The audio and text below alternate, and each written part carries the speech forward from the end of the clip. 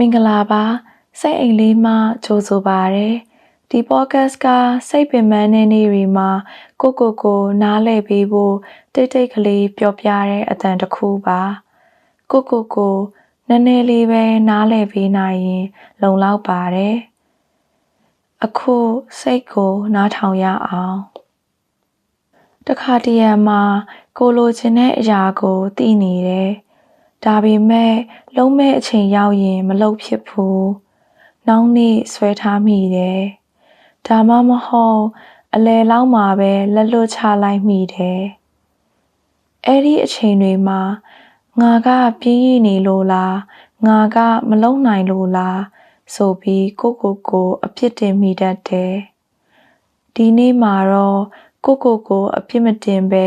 အေးဆေးနားလည်ပေးကြည့်ရအောင်။တချို့အချိန်တွေမှာနောက်ဆွဲတာရှောင်တာလက်လွတ်ချတာတွေဟာပြင်းလို့မဟုတ်ပါဘူးအများအားဖြင့်ကြောက်ရွံ့မှုနဲ့ဆိုင်တယ်အောင်မြင်ပါမလားဆိုတဲ့ကြောက်ရွံ့မှုလူတွေဘလို့မြင်မလဲဆိုတဲ့ကြောက်ရွံ့မှုအားအင်ကုန်သွားရင်ဘလို့လုပ်မလဲဆိုတဲ့စိုးရိမ်မှုကိုတယောက်တည်းမဟုတ်ဘူးလူတိုင်းမှာဒီလိုစိတ်လှုပ်ရှားမှုတွေရှိတတ်ကြတယ်။တချို့အချိန်တွေမှာဘာလုပ်ရမလဲဆိုတာသိနေတယ်။တက်လိုင်းတွေရှိနေတာလည်းသိနေတယ်။ဒါပေမဲ့စတင်ဖို့ကအရန်ခက်တတ်တယ်။မလုပ်ချင်တာမဟုတ်ဘူး။မလုပ်နိုင်တာလည်းမဟုတ်ဘူး။စတင်မယ်လို့စိတ်ကူလိုက်တာနဲ့အဆုံးထိအားလုံးကိုတခါတည်းစဉ်းစားမိသွားတတ်တယ်။မပြီးရင်ဘယ်လိုလုပ်မလဲ။မကောင်းရင်ဘယ်လိုဖြစ်မလဲ။အချိန်မလောက်ရင်ဘယ်လိုလဲ။အဲ့ဒီစဉ်းစားချက်တွေကြောင့်မစတင်ခင်တည်းကတောင်စိတ်ကပင်ပန်းနေပြီးသားဖြစ်နေတတ်တယ်။အပြင်ထွက်နေတုန်းထမင်းစားနေတုန်းရုပ်ရှင်ကြည့်နေတုန်းတောင်မပြီးသေးတဲ့အလုပ်ကစိတ်ထဲမှာအမြဲလိုက်နေတတ်တာမျိုးဒါပေမဲ့နောက်ဆုံးအချိန်ရောက်လာတဲ့အခါစိတ်ထဲကစူညံတန်တွေတိတ်သွားပြီးလှုပ်ဆောင်နိုင်သွားတတ်တယ်ပြီးတော့အလုပ်ကိုအပြီးသတ်သွားတတ်တယ်ဒီလိုဖြစ်နေသူတွေကိုတခုလောက်ပြောချင်တယ်မင်းပြင်းနေတာမဟုတ်ဘူးမင်းမလုံးနိုင်လို့လည်းမဟုတ်ဘူးတခါတရံမှာစတင်ခြင်းဆိုတာအဆုံးထိတစ်ခေါက်တည်းတန်းပြီးသွားဖို့မလိုပါဘူးဖိုင်တစ်ခုကိုဖွင့်တာစာမျက်နှာတစ်ခုကိုဖတ်တာဒါမှမဟုတ်9မိနစ်လောက်ထိုင်ပြီးအလုပ်စတင်ကြည့်တာအဲ့ဒါလောက်ပဲလေစတင်ခြင်းဖြစ်ပါတယ်ဒီလိုစတင်ရခတ်တဲ့အချိန်တွေကိုကိုယ်တိုင်လည်းကြုံပူးပါတယ်အဆုံးထိမရောက်သေးရင်လည်းစိတ်ထဲမှာဖိအားနေပြီးနောက်တစ်ခါစတင်နိုင်ဖို့အဆင်သင့်ရှိနေပါပြီ self sabotage ဆိုတာကိုဖျက်ဆီးခြင်းလို့မဟုတ်ပါဘူးတကယ်ကကိုယ်စိတ်ကကိုကာကွယ်ချင်နေတာဖြစ်တတ်ပါတယ်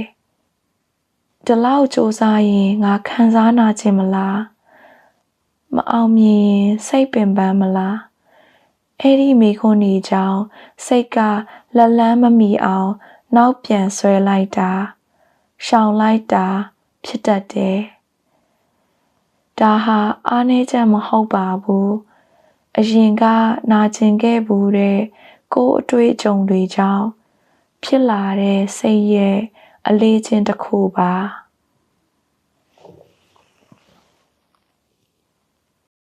ဒီနေ့မှာ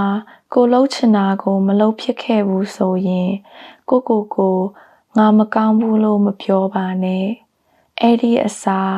ဒီလိုပြောချီပါငါစိတ်ကငါကိုကာကွယ်ချင်နေတာပါအစင်မပြေသေးလို့ခဏနားနေတာပါကိုနားလည်ပြီးလိုက်တဲ့အခါနောက်တစ်ချိန် ပြန်လဲလှမ်းနိုင်ဖို့စိတ်ကပိုလွယ်ကူလာတယ်။စတင်ခြင်းနဲ့အနားယူခြင်းကအတူတူသင်ရဲ့စိတ်ကိုအားဖြည့်ပေးပါတယ်။ဒီညမှာကိုအပြစ်မတင်ပဲတစ်ချက်လောက်သာနားလည်ပေးလိုက်ပါ။နောက်ပြန်ဆွဲမိတာတွေရှောင်မိတာတွေလက်လွတ်ချလိုက်မိတာတွေကကိုမဖြစ်နိုင်ဘူးဆိုတာမဟုတ်ပါဘူး။ကိုစိတ်ကခဏအနားယူချင်တာပဲဖြစ်နိုင်ပါတယ်။ဒီpodcastကကိုစိတ်အတွက်နားခိုရာလေးတစ်ခုဖြစ်နိုင်ရင်အဲ့ဒါနဲ့ပဲလုံလောက်ပါတယ်။နားထောင်ပေးတဲ့အတွက်ကျေးဇူးတင်ပါတယ်။ဒီနေ့မင်းမလုံးနိုင်ခဲ့တာတွေထက်မင်းဆက်ရှင်သန်နေနိုင်ခဲ့တာကိုအရေးထားပေးပါမင်းကလူသားတစ်ယောက်ဖြစ်နေလို့ပင်ပန်းတာပါဒီနေရာမှာမင်းလုံလောက်ပါတယ်ကိုခဏလေးနားပေးလိုက်ပါစိတ်အိမ်လေးကမင်းပြန်လာနားခိုနိုင်တဲ့နေရာပါနောက်တစ်ခါထပ်တွေ့ကြမယ်နော်တာယာတဲ့နေ့လေးဖြစ်ပါစေ